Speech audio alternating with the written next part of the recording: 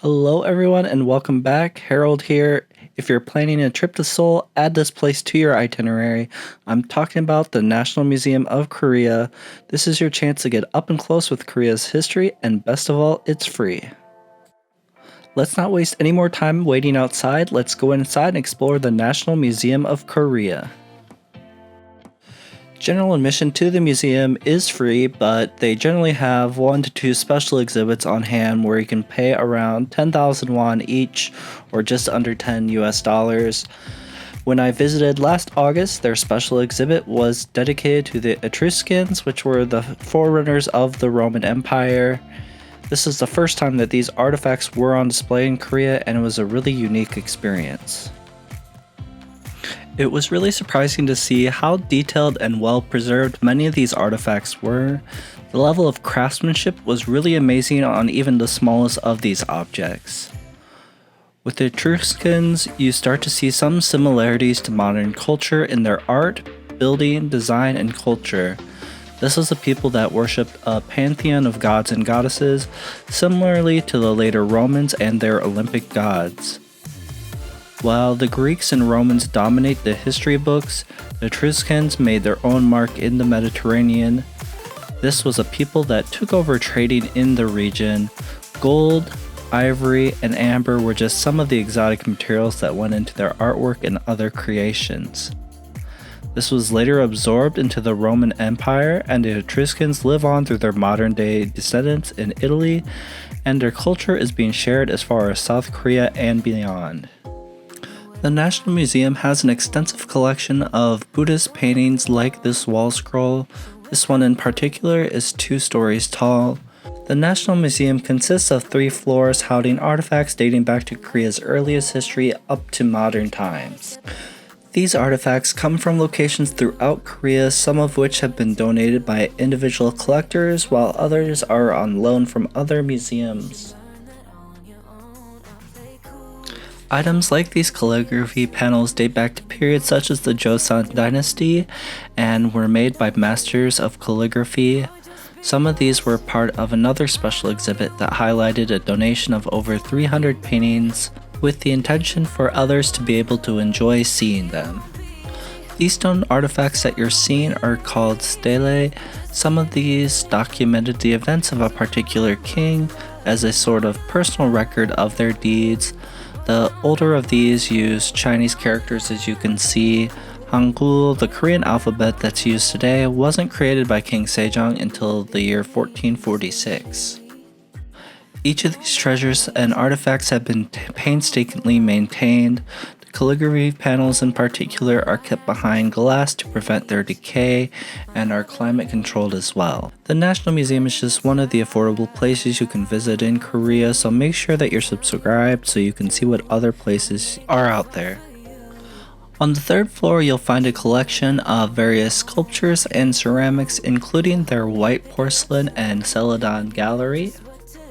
Each of these have intricate patterns and designs that seem to tell a story. Korea first started making porcelain in the late 9th century, honing techniques learned from the Chinese to become masters of their own. Porcelain was in high demand, and master artisans would take on apprentices to teach their craft and pass on their tradition. During the 3 Kingdoms period, Buddhism spread and flourished throughout Korea, and many of the metalwork seen here are examples of Buddhist handicrafts.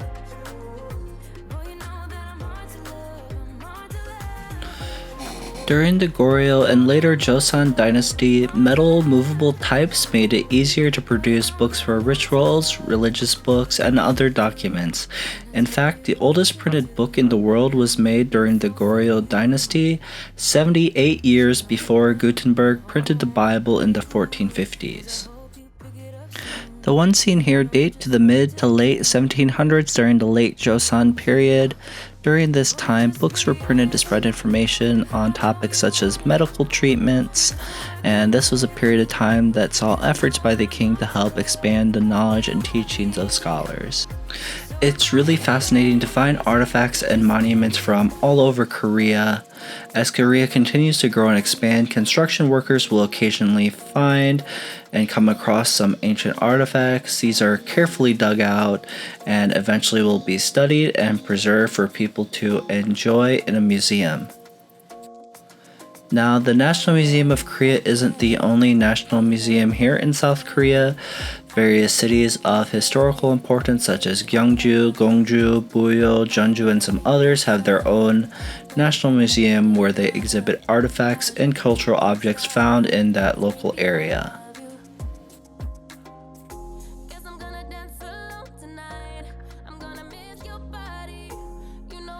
The Three Kingdoms period saw the forces of Goguryeo, Shilla, and Baekje vying for control of the Korean peninsula. The Shilla Kingdom was originally located on the southeastern part of Korea with its capital in present-day Gyeongju. Their use of gold is very evident in the various religious tools and gold crowns for their kings. Later on, Shilla would go on to conquer both Baekje and then Goguryeo to unify all of Korea. Gyeongju continued to function as the capital of the new unified Shilla and traded with Japan and Tang China. They would take on and integrate the different cultures of both Baekje and Goguryeo, and during this time, Buddhism grew in greater importance. Armor and weapons evolved over time as the Three Kingdoms fought, even creating protection for their horses as well. The Gaia Confederacy during this time offers some of the best examples of armor with their plate armor and other weapons found throughout Korea.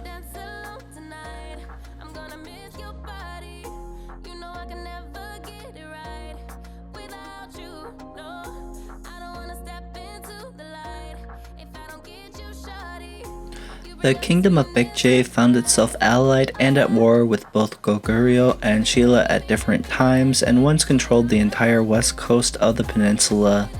Its capital was once in present-day Seoul and was considered a great maritime power during its time. When it comes to their pottery, their various roof tiles and brick patterns are very intricate and is well known when describing Baekje culture. The Baekje Kingdom helped spread Buddhism throughout Korea, and several stone pagodas were constructed by the Baekje Kingdom. Another influence during this time was Confucianism. It became an integral part of daily life and still remains a part of present-day society in Korea today. A great portion of the Kingdom of Goguryeo sits in present-day China, Russia, and North Korea, and it was the largest of the three kingdoms. They were also the most aggressive of the three kingdoms, conquering the surrounding areas and creating a very organized military structure.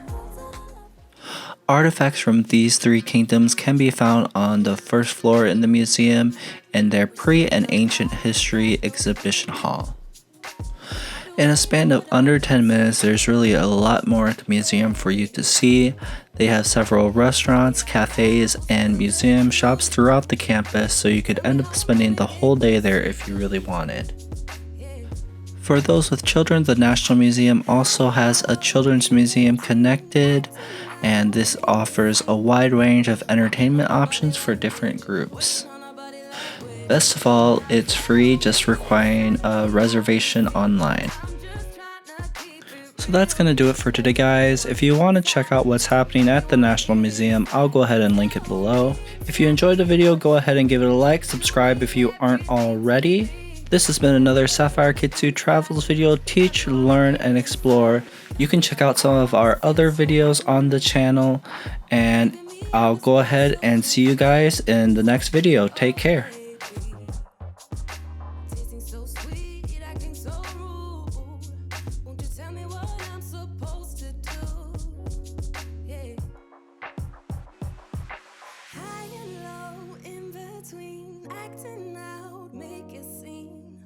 Working on our body language, working on our body language. Baby, now tell me exactly how